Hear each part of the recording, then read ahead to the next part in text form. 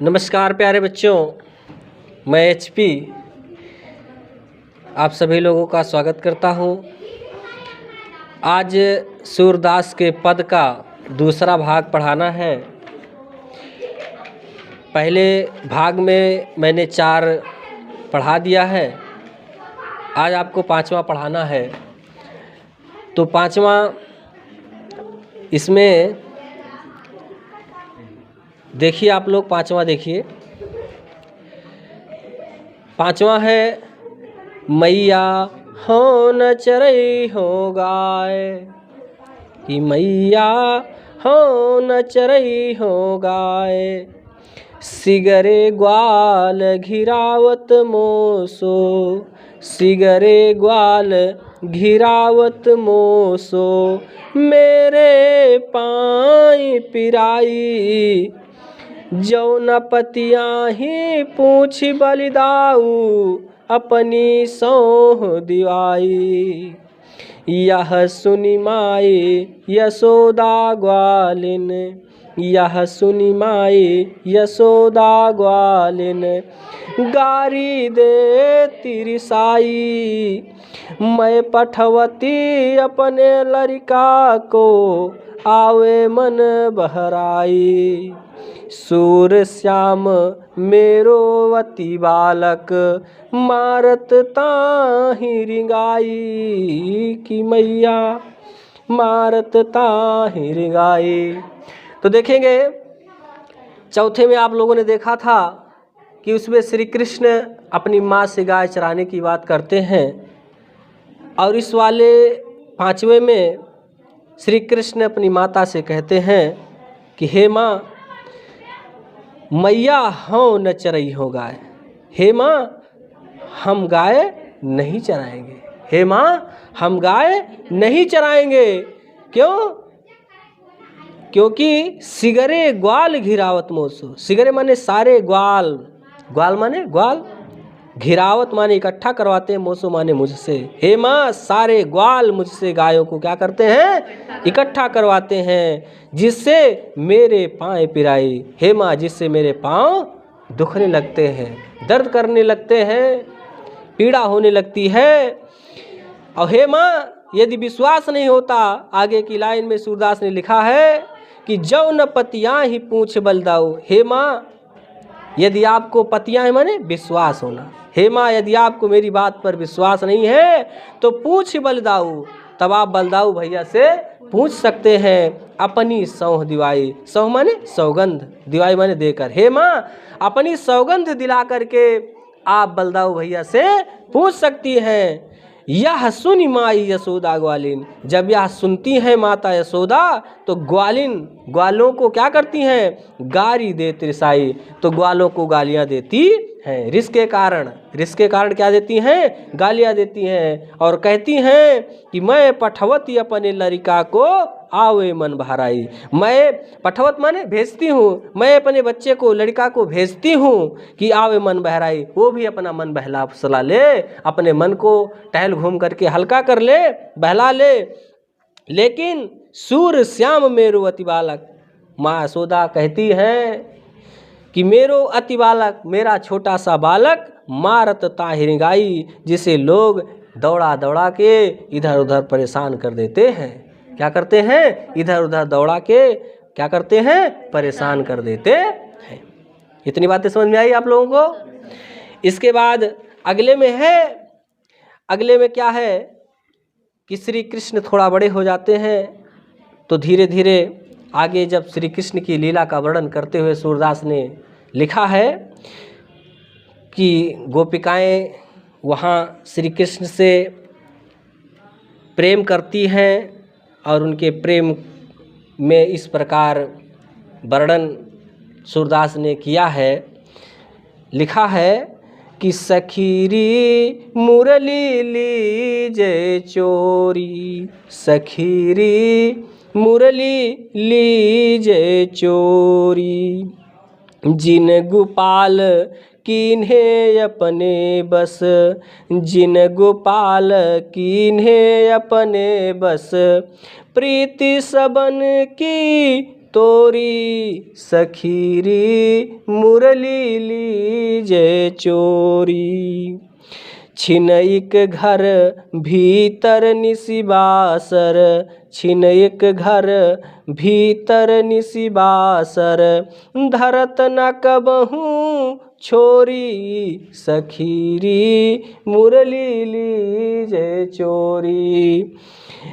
कबहूँ कर कबहूँ अधरन कटे, कबहूँ कर कबहूँ अधरन कटे, कबहूँ खोसत जोरी सखीरी मुरली लीजे चोरी।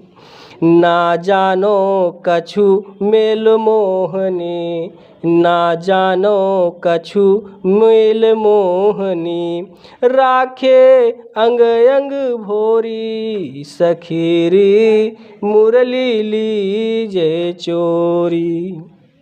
सूरदास प्रभु को मन सजनी, सूरदास प्रभु को मन सजनी, बांध्यो राग की डोरी सखीरी मुरली लीजे चोरी।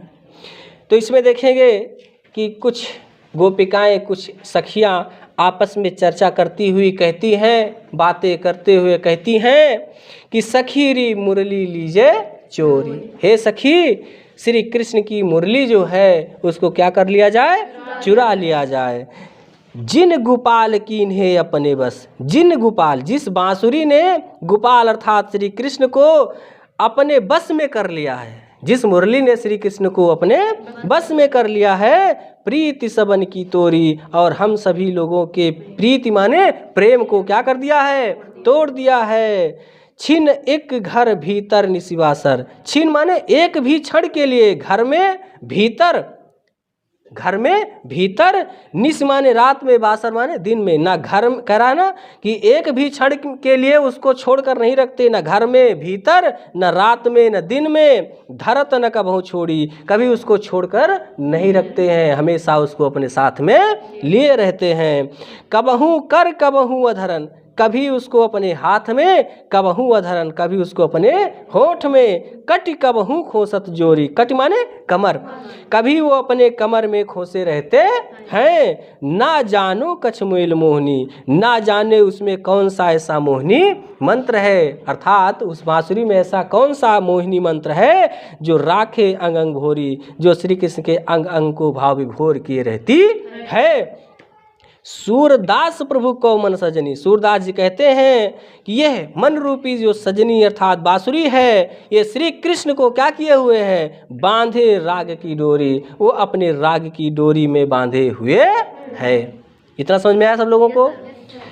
इसके बाद में अगले पैराग्राफ में है कि ऊधो मोहि ब्रज बिसरत नाही, ऊधो मोहि ब्रज बिसरत नाही, वृंदावन गोकुल बन उपवन, वृंदावन गोकुल बन उपवन, सघन कुंज की छाही, कि ऊधो मोहि ब्रज बिसरत नाही।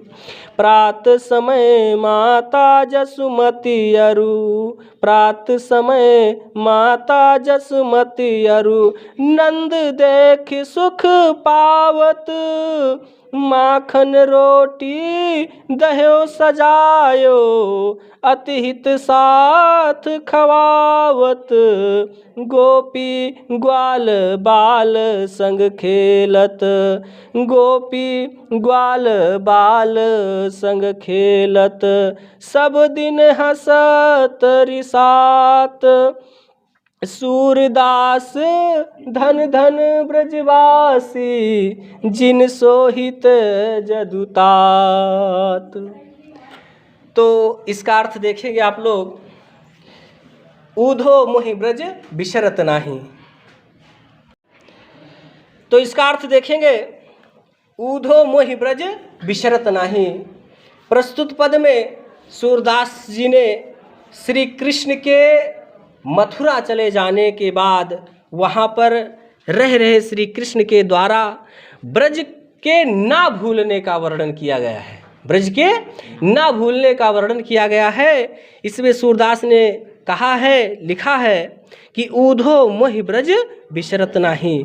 उद्धव से श्री कृष्ण कहते हैं कि हे उद्धव, मुझे ब्रज बिसरता नहीं। बिसरना का मतलब क्या है? भूलना से है। तो यहाँ पर उद्धव से श्री कृष्ण कहते हैं कि हे उद्धव, मुझे ब्रज जो है वो भूलता नहीं है। वृंदावन गोकुल वन उपवन, वृंदावन गोकुल की वन वाटिकाएं और घने कुंजों की छाया, वृंदावन की कराना कि वृंदावन गोकुल की वन वाटिकाएं और सघन माने घने कुंजों की जो छाया थी वह मुझे भूलता नहीं है। प्रात समय माता जसुमति अरु नंद देख सुख पावत, प्रात समय सुबह के समय माता यशोदा और नंद जी को देखकर जहाँ सुख प्राप्त होता था, जहाँ माता माखन रोटी दही सजाए, जहाँ माता जी माखन रोटी दही के साथ सजा करके अत्यधिक प्रसन्नता के साथ मुझको खिलाती थी, वह दिन मुझे भूलता नहीं है। गोपी ग्वाल बाल संग खेलत, गोपी और ग्वाल के बच्चों के साथ खेलते खेलते सब दिन हंसत रिसात, सारा दिन हंसते मुस्कुराते बीत जाता था। हे उद्धव, वह दिन मुझे भूलता नहीं है। सूरदास धन धन ब्रजवासी जिनसो हित जत्तात। सूरदास जी लिखते हैं कि उद्धव से श्री कृष्ण कहते हैं कि हे उद्धव, वे ब्रज के वासी धन्य हैं, वे ब्रज के वासी धन्य हैं जिनसो हित जत्तात, जिनको भगवान श्री कृष्ण अपने हृदय में हमेशा बनाए रखते हैं, हमेशा याद किया करते हैं। ये सूरदास जी लिखते हैं कि वे ब्रज के वासी धन्य हैं जिनको भगवान श्री कृष्ण अपने हृदय में हमेशा बनाए रखते हैं। ठीक, इतना समझ में आया? अगला पैराग्राफ है 8वां, देखेंगे। इसमें सूरदास ने लिखा है कि ऊधो मन न भये 10-20, ऊधो मन न भये 10-20, एक हु तो सो गयो श्याम संग, एक हु तो सो गयो श्याम संग, को औराधे ईस कि ऊधो मन न भये 10-20, इंद्री शिथिल भई के सो बिनु, इंद्री शिथिल भई के सो बिनु, जेऊ देही बिनु शीस कि ऊधो मन न भये 10-20, आशा लागी रहती तन श्वासा, आशा लागी रहती तन श्वासा, जी वही कोटि बरीस कि ऊधो मन न भये 10-20, तुम तो सखा श्याम सुंदर के, तुम तो सखा श्याम सुंदर के, सकल जोग के ईस कि ऊधो मन न भये 10-20, सूर हमारे नंद नंदन बिनु, सूर हमारे नंद नंदन बिनु, और नहीं जगदीश कि ऊधो मन न भये 10-20। प्रस्तुत पद में सूरदास जी ने गोपिकाओं के द्वारा उद्धव से अपनी बात को कहते हुए गोपिकाएं उद्धव से कह रही हैं कि हे उद्धव, मेरे पास 10-20 मन नहीं है, मेरे पास 10-20 मन नहीं है, एक हु तो सो गयो श्याम संग, मेरे पास एक ही मन था जो गयो श्याम संग, जो भगवान श्री कृष्ण के साथ चला गया, को और आधे इस, ऐसे में कौन भगवान की आराधना करे। एक ही करा, एक हु तो सो गयो श्याम संग, एक ही मन था जो श्री कृष्ण के साथ चला गया, को और आधे ईस। अब मेरे पास और कोई मन नहीं है जो भगवान की आराधना करे। ईस माने ईश्वर और आधे माने आराधना करे, जो भगवान की आराधना करे, ऐसा मेरे पास कोई मन नहीं है जो भगवान की आराधना करे। इंद्री शिथिल भई के सोबिन, हमारी इंद्रियां जो हैं वो क्या हो गई हैं, शिथिल सी पड़ गई हैं, अर्थात रुक सी गई हैं। किसके बिना? कह रहा है कि केशव के बिना। केशव अर्थात श्री कृष्ण के बिना हमारी इंद्रियां क्या हो गई हैं, शिथिल पड़ गई हैं। ज्यों दीहि बिनु शीस, जिस प्रकार से बिना शीश के धड़ अच्छा नहीं लगता, अर्थात बिना शीश के शरीर क्या है, शरीर नश्वर है। अर्थात कहने का मतलब ये है कि जिस प्रकार से बिना सिर के शरीर अच्छी नहीं लगती, ठीक उसी प्रकार से हम सभी गोपिकाएं श्री कृष्ण के अभाव में क्या हो गए हैं, शिथिल से पड़ गए हैं, रुक सी गई। हमारी ज्ञानेंद्रियां जो हैं वो सब क्या हो गई हैं, शिथिल पड़ गई हैं। आशा लाग रहत तन श्वासा, आशा लाग रहत मतलब हम आशा लगाए रहते हैं अपने तन में, हमारे तन में अर्थात हमारी शरीर में जो भी श्वास है उनके आगमन की प्रतीक्षा में क्या किए रहते हैं, आशा लगाए रहते हैं। और उनके आगमन की प्रतीक्षा में जीव ही कोटि बरिस, उनके आगमन की प्रतीक्षा में जीव ही कोटि बरिस, कोटि माने करोड़ों बरिस तक हम क्या कह सकते हैं, जीवित रह सकते हैं।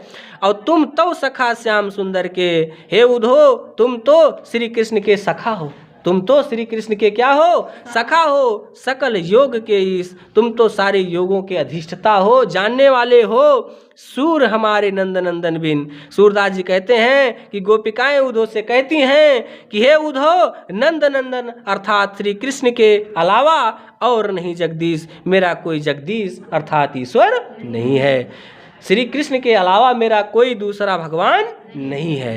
इतना समझ में आप सभी लोगों को?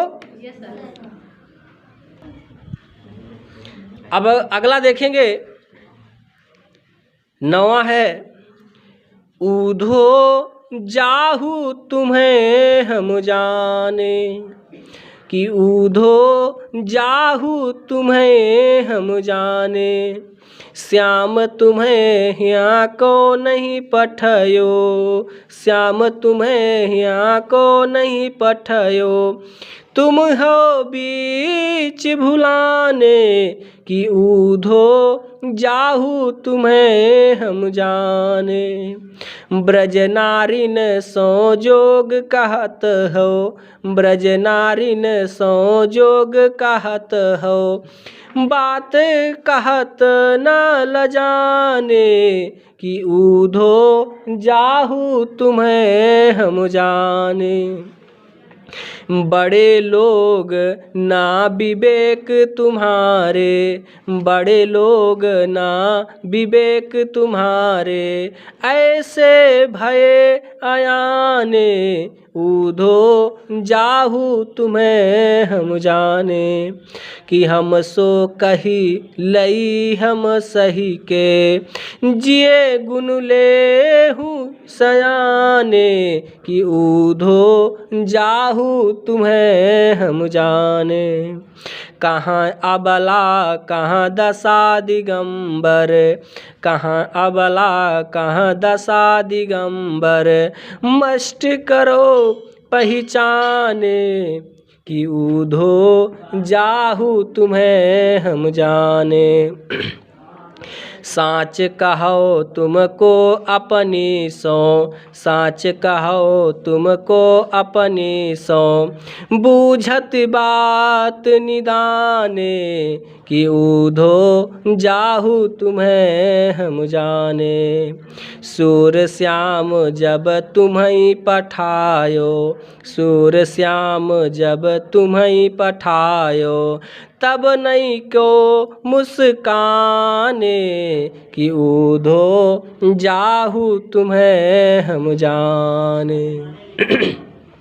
तो देखेंगे गोपिकाएं उद्धव से कह रही हैं कि हे उद्धव हम सभी गोपिकाएं तुम्हें जान गई हूँ, हम सभी गोपिकाएं तुम्हें जान गई हूँ, कि श्याम तुम्हें यहाँ को नहीं पठायो, श्री कृष्ण ने तुम्हें यहाँ के लिए नहीं भेजा, तुम हो बीच भुलाने, तुम बीच रास्ते में भूल गए हो। अर्थात श्री कृष्ण ने तुम्हें यहाँ के लिए नहीं भेजा, तुम बीच रास्ते में ही भूल गए हो। ब्रज नारिन सो जो कहा तो, ब्रज की नारियों को तुम योग, जोग माने योग, तुम योग की बात कहते हो, बात कहत न लजाने, तुम्हें यह बात कहते हुए लाज नहीं आती। बड़े लोग ना विवेक तुम्हारे, इतने बड़े हो अर्थात इतने श्रेष्ठ हो, फिर भी तुम्हारा विवेक कार्य नहीं कर रहा है। ऐसे भयाने, इस प्रकार से तुम क्या हो गए हो, बुद्धिहीन हो गए हो, अर्थात इस समय तुम्हारी बुद्धि जो है वो काम नहीं कर रही है। हमसो कही लई हम सही के, जो बातें हमसे तुम कह रहे हो उसको हम लोग क्या कर रहे हैं, सयानी बन करके क्या कर रही हूँ, सुन ले रही हूँ, सहन कर ले रही हूँ। लेकिन जरा विचार करिए कि कहाँ अबला कहाँ दशा दिगंबर, कहाँ मैं एक अबला नारी जिसकी दसों दिशाएं क्या हैं, वस्त्र हैं, मस्ट करो पहचानो। हे उधो जरा विचार करिए, पहचानिए कि साँच कहो तुमको अपनी सौ। हे उधो सच्चाई कहिए, तुमको मैं अपनी सौ माने सौगंध कसम दे करके पूछती हूँ कि बूझत बात निदाने। मैं बूझत माने जानना चाहती हूँ, इस बात का निदान करना चाहती हूँ, जानना चाहती हूँ कि सूर श्याम जब तुम्हें पठायो। सूरदास जी लिखते हैं कि गोपिकाएं उद्धव से कह रही हैं कि हे उद्धव, जब श्री कृष्ण ने तुम्हें यहाँ के लिए भेजा तब नहीं को मुस्काने, तब वो जरा सा मुस्कराए कि नहीं। अगर वो मुस्कराए होंगे, गोपिकाएं कह रही हैं कि अगर वो मुस्कराए होंगे तो समझो हमसे हंसी किए हैं। इतना समझ में आ गया ना। इसके बाद लास्ट सेकंड लास्ट है, देखेंगे कि निर्गुण कौन देश को वासी, कि निर्गुण कौन देश को वासी, मधुकर कही समुझाई सौह दे, बूझत साच नहासी, कि निर्गुण कौन देश को वासी। को है जनक कौन है जननी, कौन नारी को दासी, कि निर्गुण कौन देश को वासी। कैसे बरन बेस है कैसो, के ही रस में अभिलाषी, कि निर्गुण कौन देश को वासी। पाओ गो पुनि कियो आपनो, जोर करोगे गासी, कि निर्गुण कौन देश को वासी। सुनत मौन होए रहो बावरो, सूर सबे मति नासी, कि निर्गुण कौन देश को वासी।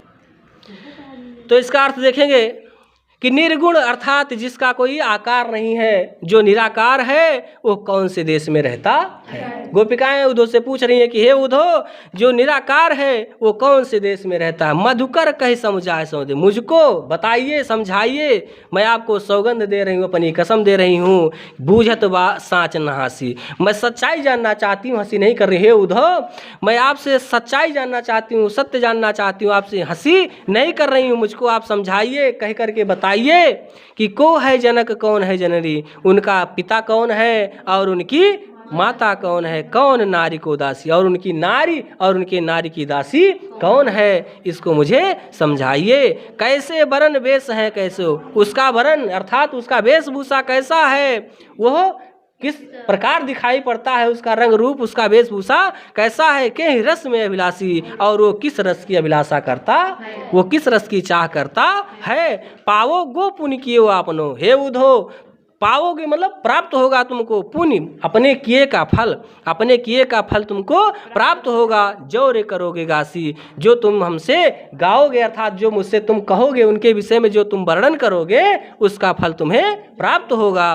तो सुनत मौन होए रहे बावरे, सूर सब मतनासी। सूरदास जी लिखते हैं कि जैसा जब ऐसा गोपिकाएं उद्धव से कहती हैं ना, तो सुनत मौन, तब ऐसा सुनते ही क्या होते हैं, सुनत मौन होए रहे बावरे, ऐसा सुनते ही बावरे अर्थात पगले से खड़े रह जाते हैं। सूर समय मतनासी, उनकी सारी मति जो है भ्रष्ट हो जाती है, अर्थात पगले से उद्धव जी खड़े रह जाते हैं, कुछ कह नहीं पाते हैं।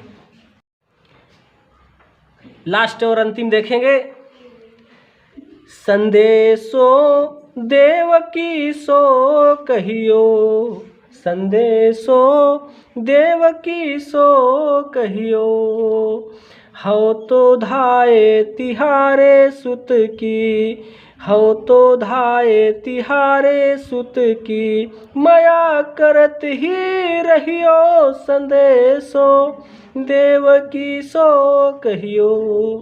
यद्यपि टेब तुम जानत उनकी, यद्यपि टेब तुम जानत उनकी, ताऊ मोही कही आयो संदेशो, देवकी सो कहियो।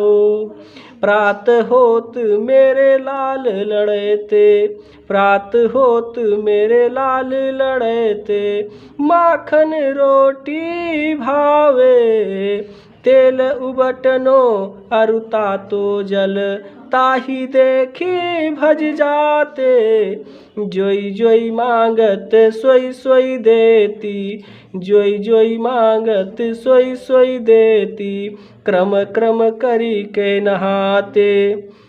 सूर पथिक सुन मोहि रैन दिन, सूर पथिक सुन मोहि रैन दिन, बढ़्यो रहत उर सोच, कि मेरो अलक लड़े तो मोहन, मेरो अलक लड़े तो मोहन, हुई है करत संकोच, संदेशो देवकी सो कहियो।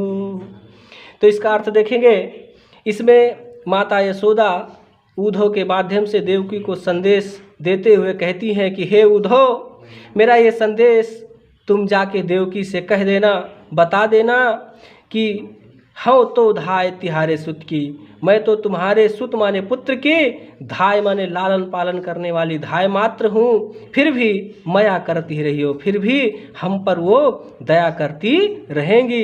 यद्यपि टेब तुम जानत उनकी, हे उद्धव तुम उनकी टेब अर्थात रिश्त को जानते हो, फिर भी ताऊ मोहि कही आयो, फिर भी मैं तुमसे उनके बारे में बता देना चाहती हूँ, कह देना चाहती हूँ कि प्रात होत मेरे लाल लड़ते, प्रातः होते ही यानी सुबह होते ही मेरे प्राणों से अधिक प्यारे मोहन को माखन रोटी भावे, माखन और रोटी खाने की आदत है।